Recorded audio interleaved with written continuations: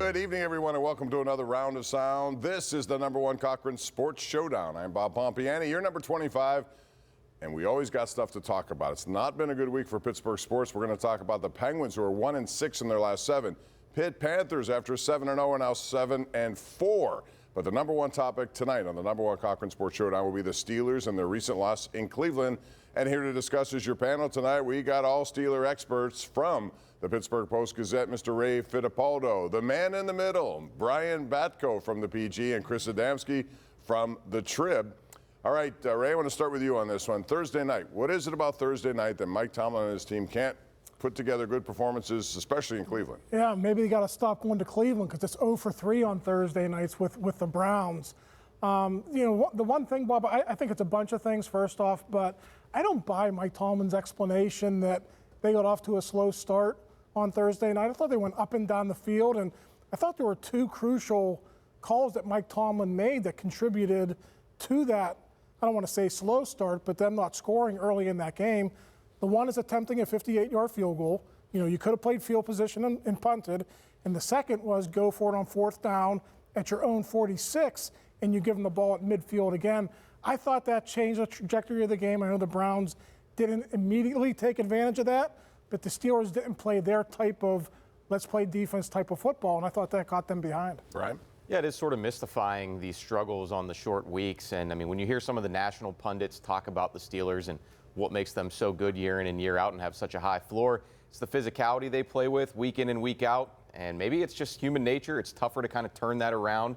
3 days' time, less practice time. But Cleveland has the same disadvantage, Yes, right? they do. And I think another aspect of it, too, is you get a little spoiled maybe by some of the success on Monday nights. They're always so good with an extra day of prep. Mike Tomlin chalks that up to all the situational football that they drill down with an extra day of practice. Well, when you lose that going into Thursday night, maybe you lose some of the moxie that makes you great in those other opportunities. Chris? I think in particular, not only did they not have a 3-and-out the entire game, they didn't even punt the entire game until that drive. Until the fateful 15-yarder. Yeah. You get the ball at in that field position with 4 minutes to go. All you got to do is maybe 2 first downs, you win the game. They couldn't even get 1 first down. Now, whether that was conservative, there's conditions, there's a lot of factors, right?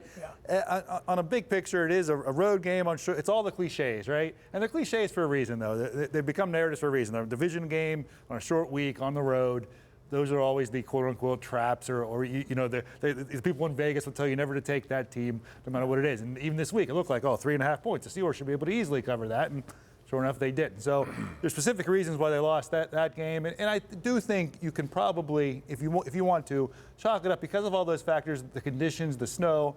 I don't say it's an aberration, but they've won 5 in a row. Maybe they were due. I don't think it's any reason to sit here and crush them. Unless it costs them something down the road. And that's one of those games at 8-2 you want to win. Ray, I want to ask you about another interesting dynamic in this game. Talk about calls. It was 3rd and 7 versus 4th and 2. We saw the grounding, which everyone thought was grounding, turn into an illegal touch. So would you have taken 4th and 2 or 3rd and 7? I had no problem pushing them back at that point, Bob. I think you make them make that decision, right? Okay, if they're going to kick the field goal, you want to make that field goal more difficult, and you want to give yourself more opportunities to push them back. And they almost did that, right? They almost did that with the pressure, and then, that controversial call, no call on there that happened there.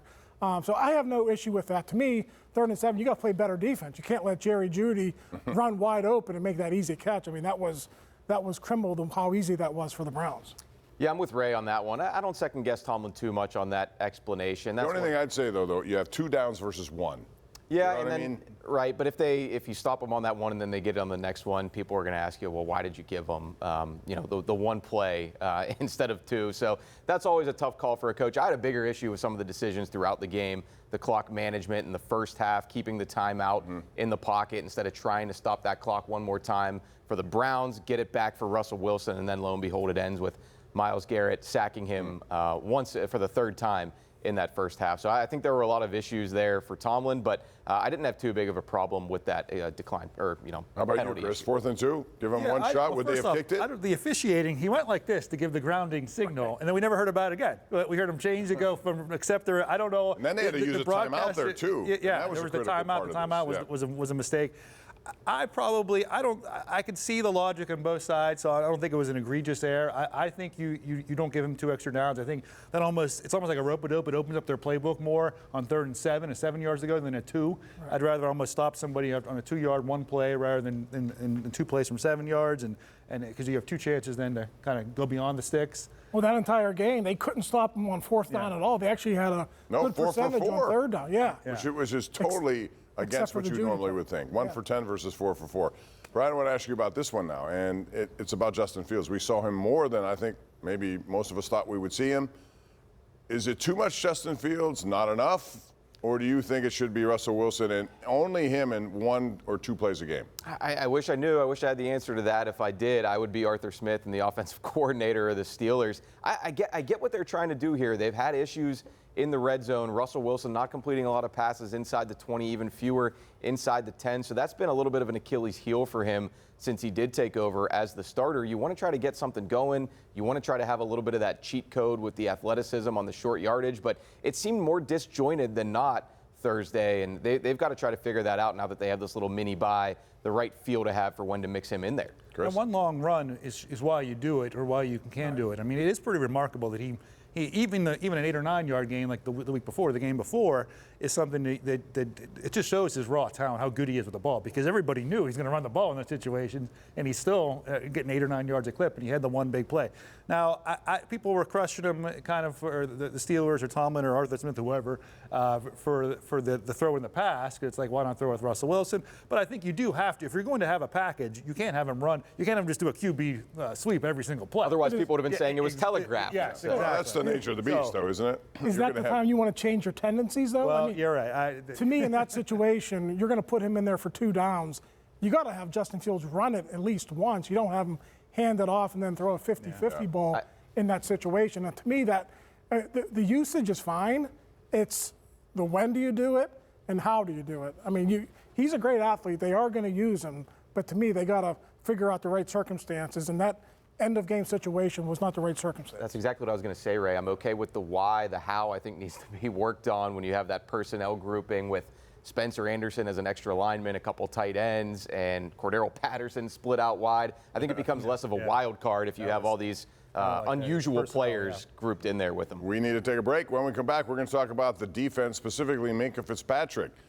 They brought him here to make big plays. He hasn't made many. Is that by design? We'll talk about that and more as we continue with the #1 Cochran Sports Showdown right here on KDKA.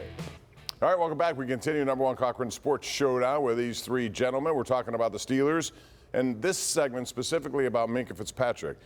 Just when he came here the first time, man, making plays all over the place, interceptions, pick 6. We haven't seen much of that at all. So, Ray, I want to start with you on this one. Why is it? Is it schematic? They want to keep him back there, flood the zone, make him be the – to me, that's the wrong usage of him. Yeah, listen, that is their plan. They want him playing deep. And we got a hint a couple of weeks ago that maybe things were going to change with the return of Cam Sutton. But Cam Sutton's usage, I mean, it's been 15 or 20 plays a game, and we haven't seen him step back and take over free safety so Minka can play closer to the line of scrimmage. They like him in that role, Bob. It's not conducive to turnovers. But listen, they are 8-3 to this point, and they've done it without Minka being a factor in the turnover game. So you can make an argument that maybe it does have to change, but they've been pretty successful so far with what they've done. It's been such a catch-22 with Minka. Catch-39, if you will. I mean, you do want him in the back to try to make those instinctual plays on the ball, take away the deep threat from opposing offenses when they know you have to account for him there. I remember a couple years ago, people were clamoring for the exact opposite. Move Minka around. Don't have him so stationary. Teams are avoiding him. If you go all the way back to when Miami traded him, he wanted out of there because he thought he was at his best as a center fielder, as a free safety in the deep third. So it's just not coming his way right now, and some of that's on him, and I think some of that is kind of out of his control a little bit. But Chris, isn't he that guy who makes plays? You want him to be in those positions to make plays. It seems like he's really not in the position to make plays other than to prevent stuff down the field. It is almost kind of comical where, what is there, 6 DBs have an interception now? Like everybody else has interception. KZ, Elliott, everybody. You go up and down the line. Every other DB that plays gets turned over. It's not like he's dropping them, though. I mean, they're not even coming to him. Yeah, and he had the forced fumble in the stat sheet the other day. It wasn't a turnover, though. So you count that. So I don't know. Even like what Ray said, they're 8-3, but more than that, they are among the league leaders in takeaways and league leaders in interceptions. Now, I mean, some of those are, TJ Watt. I mean, well, those are interceptions, but the takeaways in those sense.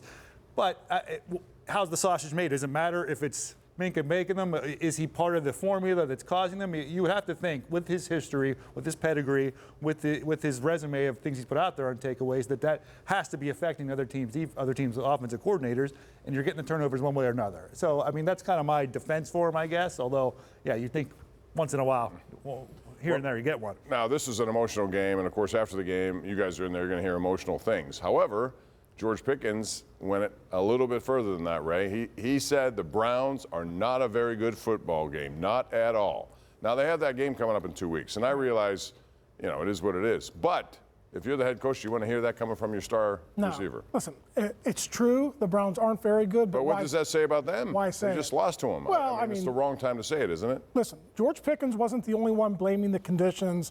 Cam Hayward was in there talking about the officials not making calls. So, you know, there was a lot of that from the Steelers. They felt very frustrated about how that game unfolded. So, listen, the Browns got them.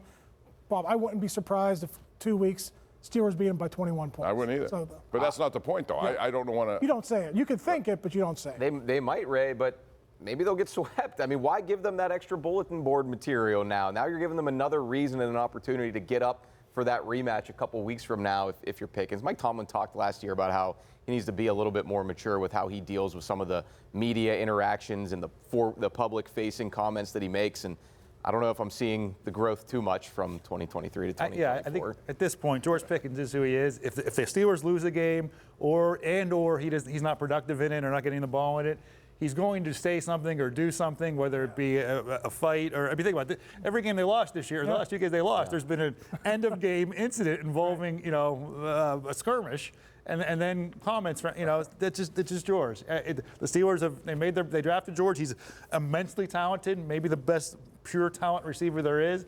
But this is one of the reasons he might have fell in the draft, and they're dealing with it. And when everything's great, right? And we probably have 100 yards and 2 touchdowns next week, and we'll see. Forget about it. It's a quick turnaround after Cincinnati. It's Cleveland right back here, so that'll be fresh on people's minds. When we come back, we're going to talk about Pitt, their free fall, and then the Penguins, who are falling faster than they are, all coming up on the #1 Cochran Sports Showdown. All right, on the subject of football, Pitt has completely fallen apart, 7-0, and maybe it was because they hadn't played any ranked opponents. But Chris Adamski, they've lost 4 in a row, and the way they're losing is very, very detrimental to the program. I think, where is this program? What direction are they headed? It's crazy because I think, although I remember sitting here with Fittipaldo in mid-August, and he said a successful season was making the playoff, and I just lost my. I said if he did say that. Yes, he did. But I said if they get to 7 wins, that's a successful season after last year 3-9. Get back to a winning record, sort of build things up. But this way? Yeah, exactly. So I think if you're sitting here at 7-4, you'd probably be pretty pleased with that overall. But to go to 7-0, I also think those 7-4 is kind of what they were. And you give them all credit. They won those games. They came back. They had good. Holstein was a couple good drives to win games. Showed resiliency. I don't say they're fraudulent. It's probably mean to say a fraudulent 7-0, but they're probably 7-4 is what they are. Yeah, but you're right. You lose 4 in a row. Yeah. You close out your season with 5, maybe 6 losses. That's not good. Yeah, they snatched victory from the jaws of defeat in a lot of those early games. Give them credit for that, but at the same time, yes, they were flirting with disaster a lot. I'm not as down on it, Bob. I mean, I think they ran into SMU. That was a buzzsaw on the road at SMU. Terrible performance, but that team was rolling that night. The Virginia loss is by far the worst. That's the head scratcher. Clemson, they should have had it, had a lot of opportunities and let it slip away. And then, this latest one, again, on the road against the Louisville team that got some momentum early. They're limping to the finish line a little bit right now. Narduzzi's culture can kind of come through if they find a way to go win at Boston College and finish the regular season on a high note. So the way college football is now, Bob, with the portal and NIL money, do you really have to finish strong to come back and get good recruits, or is it how much money you're going to pay? Depends on where you're recruiting. In the portal, right? Yeah, the portal, it's almost like we talk about the portal and NIL money more than we talk about any Whippeal kids who might come in and save this program. Developing players even in your own program. It's almost like it doesn't exist anymore. It's a weird thing. Listen, they are who we thought they were. They're probably a 500 team, and they just got off to a good start. But they could win these last 2, win their bowl game, and then finish 9-4. It's still a very, very good, and sort of salvage and really feel good about your season. Yeah. Or again, you could really finish 7, lose 6 in a row to close on your season. After 3-9, that's a marked improvement. Although the expectation meter moved. Also, Brian, I want to ask you about Penn State. They're going to be in this playoff because they're playing Maryland at home. They should win that game. They win the games they're supposed to win. However, yesterday we saw 5 ranked teams lose. So at this point, it's cloudier than ever. I thought it was coming into clear focus. This 12-team playoff, I'm not sure who's in it. I'm not sure where they rank them. I don't either. I just know that it's really fun. I mean, it's getting a little bit into like college basketball where so many more teams are going to be involved. So many more teams can feel like every regular season game matters for them. And someone's going to complain. The 13th team left out is always going to be unhappy, just as the 69th team left out in the bracket in college hoops is unhappy. So it's going to be a fun time. And yeah, Penn State, you got to give them credit for some gut check wins here to keep themselves alive. How about the fake punt call? I mean, we always rip James Franklin in big games. You know, that's a tough. Going to Minnesota is not easy. And no, they were on the brink of losing that game. Yeah, and he did a great job of getting them out of there with a victory. You know, the way these super conferences are, you could be facing a 2 or 3 win team at home. It's not going to be an easy game. Yeah, 3 fourth-down conversions on that drive. We just talked about how the Steelers couldn't do the 4-minute drill. Penn State has a 6-minute drill. But yeah, college football, for years, you're the bowl system. It'll kill the regular season. No, exactly the opposite happened. How many more fun games were there yesterday because all these teams were alive and had playoff implications? And Penn State will get a home game. First one. Who knows who could be there? It was Alabama speculation, Notre Dame. At this point, who knows? We'll talk about that in the coming weeks. In the meantime, we're going to talk about the Penguins next, because they are 1-6 in their last 7, and it doesn't even look that good. That's next, right here on the #1 Cochran Sports Showdown. All right, not good news for the Penguins, who lost to Utah last night, 6-1, and kind of spoiled Sidney Crosby's 600th career goal. But they got problems over there. There's no question. Ray, I want to ask you, just because we see coaches fired all the time this week, Boston fired their coach, St. Louis fired theirs to get him. And so I don't know if the Penguins are going to do that. They're so deep into what they've decided to do. What do they do? Listen, you could fire him. I don't know what good it's going to do the way the veterans on this team are playing. The young guys aren't doing anything either. It's kind of a problem that's probably not going to be fixed. To me, the best thing you could hope for at this point, get in the lottery and try to get a high pick and start the rebuilding process. I get that. Very pot committed to Sullivan, and his tenure here has been so successful that it's a difficult Band-Aid to rip off. But I was at the game the other night, Tuesday. I mean, it's just kind of a morbid environment there. I mean, it seems like they just need to shake up something. Maybe you'd be shuffling deck chairs on the Titanic, but at this point, why not see if you can get a spark for these guys? I mean, there's no easy way out, but I don't know if they should stand their ground in this case. But the question is, Chris, how do you do that? They have all these guys with no trade clauses. If you're going to move the ones who would probably get you something, you're going to have to ask them to be part of it. They may say no. If you watch Kyle Dubas in his preseason press conferences, he was sort of he slipped once or twice and said, we thought we'd give them one more shot, the core last year. I mean, one additional shot. And he was kind of playing his hand. He knows, and they know. And Saturday night was a real avatar for this team. Crosby gets them. They have the whole reason this team is set up right now is to have these generational players, and they go out together and they have their milestones and they have their whatever it is, points, goals.